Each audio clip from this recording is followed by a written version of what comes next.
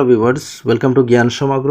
আজকের এই ভিডিওটিতে আমরা সিটেটের পেপার 1 এবং পেপার 2 বাংলার পেডাগজির কয়েকটি প্রশ্ন উত্তর নিয়ে আলোচনা করব। তো তাহলে চলুন শুরু করা যাক। তো এখানে প্রথম প্রশ্ন আপনি দেখতে পাচ্ছেন, একজন শিশু যেভাবে মাতৃভাষা শেখে, তো কিভাবে শেখে? অপশনে রয়েছে লেখার মাধ্যমে, একটি প্রথাগত শিক্ষা পদ্ধতিতে, শোনার মধ্য দিয়ে, বলার মধ্য দিয়ে। তো একজন শিশু কি করে তার মাতৃভাষা শেখে?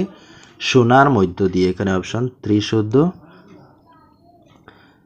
নিম্নলিখিত কোনটি উৎপাদনশীল দক্ষতার অর্থাৎ প্রোডাক্টিভ স্কিলস এই শ্রেণীতে পড়ে? বলা এবং লেখা, বলা এবং শোনা, পড়া এবং লেখা, পড়া এবং শোনা। তো প্রোডাক্টিভ স্কিলস অর্থাৎ প্রোডাক্ট, তো প্রোডাক্টিভ স্কিলস বলতে আমরা কি বুঝবো? যখন আমার নিজের কাছ থেকে কিছু প্রোডাকশন হচ্ছে বা উৎপাদন হচ্ছে, তখন সেটি হবে প্রোডাক্টিভ স্কিলস। তো এখানে বলা এবং লেখা সেটি আমার থেকেই উৎপাদন হচ্ছে, তো সেটি হবে বলা এবং লেখা। এখানে অপশন 1 শুদ্ধ হবে। তো আরেকটি রয়েছে রিসিপটিভ স্কিলস। যখন আমি অন্যের কাছ থেকে রিসিভ করি, তো সেটি হবে রিসিপটিভ স্কিলস।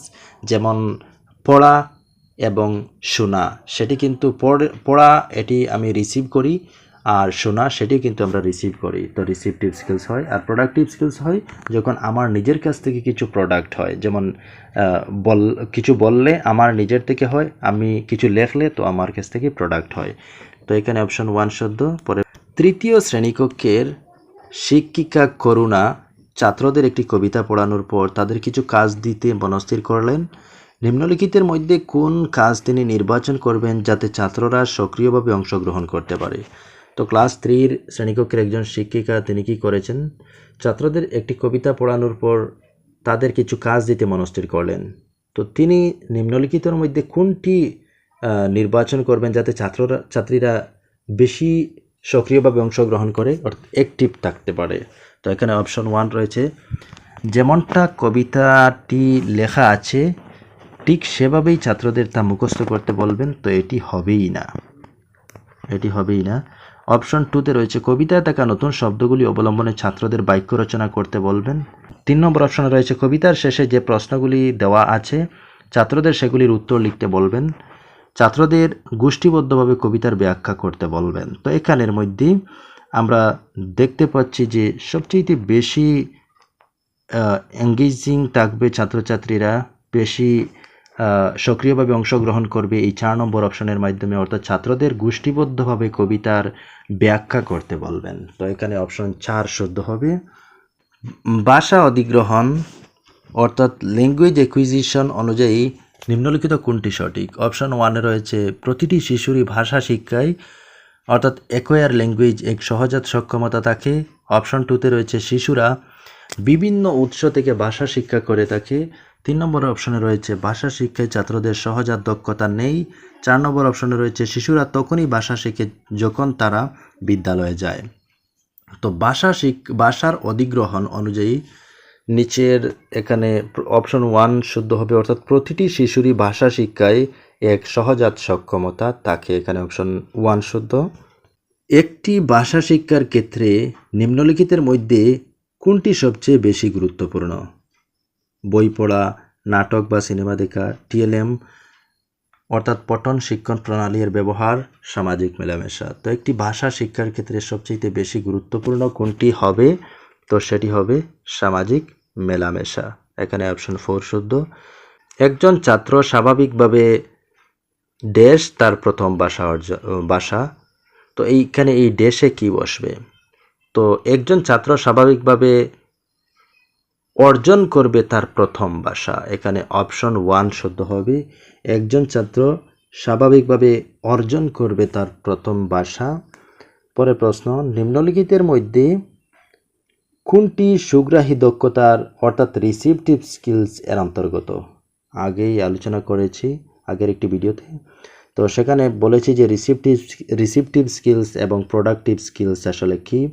তো প্রোডাক্টিভ হচ্ছে যেগুলি আমার নিজের থেকে উৎপাদন হয়, আর রিসিপটিভ হচ্ছে আমি যেটি অন্যরার কাছ থেকে রিসিভ করি।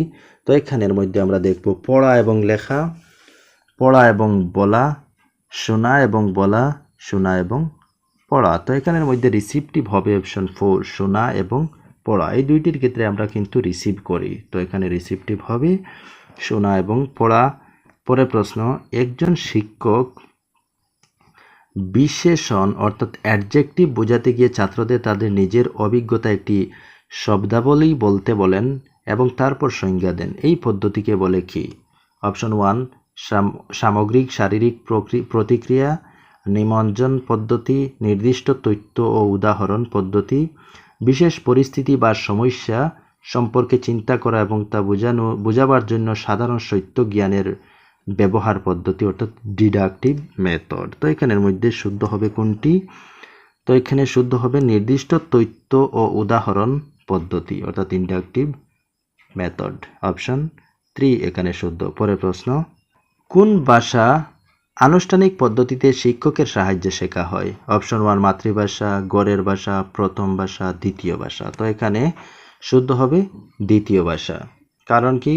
মাতৃভাষা তো তা একটি সহজাত প্রক্রিয়া, সে অটোমেটিক্যালি শিখে। গড়ের ভাষা এটিও তার প্রথম ভাষা অর্থাৎ মাদার টাং। প্রথম ভাষা সেটিও কিন্তু মাদার টাং। তো দ্বিতীয় ভাষা সেটি কিন্তু সে শিক্ষকের সাহায্যে শিখে। পরের প্রশ্ন, একজন শিক্ষক তরুণ শিক্ষার্থীদের নতুন শব্দ শেখানোর জন্য প্রকৃত বস্তু ব্যবহার করেন, কারণ এটা শিক্ষার্থীদের বাস্তব জীবনে দেখা বস্তুর সঙ্গে শব্দের সংযোগকে বোঝায় এবং তারা সেগুলি তারা নিজের ভাষায় বলে। অপশন 2তে রয়েছে, যেহেতু তরুণ শিক্ষার্থীরা বিমূর্ত চিন্তা করতে সক্ষম নয়, তাই এই ধরনের পাথুরে বিষয়ে তাদের ভালো করে শিখতে সাহায্য করে। তো এটি হবে না। 3 নম্বরে রয়েছে, বস্তু ছাড়াই আমরা কেবল নতুন শব্দভাণ্ডার শেখাতে পারি। তো এটিও হবে, এখানে প্রশ্নের সঙ্গে সামঞ্জস্যপূর্ণ নয়। এটা শব্দের সঠিক উচ্চারণ শেখাতে সাহায্য করে, এটি কিন্তু হবে না। তো এখানে অপশন 1, এটা শিক্ষার্থীদের বাস্তব জীবনে দেখা বস্তুর সঙ্গে শব্দের সংযোগকে বোঝায় এবং তারা নিজের ভাষায় বলে। তো এখানে অপশন 1 শুদ্ধ হবে। তো এই আজকের ভিডিওতে 10টি প্রশ্ন উত্তর নিয়ে আলোচনা করেছি। তো যদি ভিডিওটি ভালো লাগে অবশ্যই লাইক দিয়ে যাবেন, আর পরবর্তী এভাবে আরও ভিডিও পেতে অবশ্যই চ্যানেলটি সাবস্ক্রাইব করে পাশে থাকবেন। ধন্যবাদ।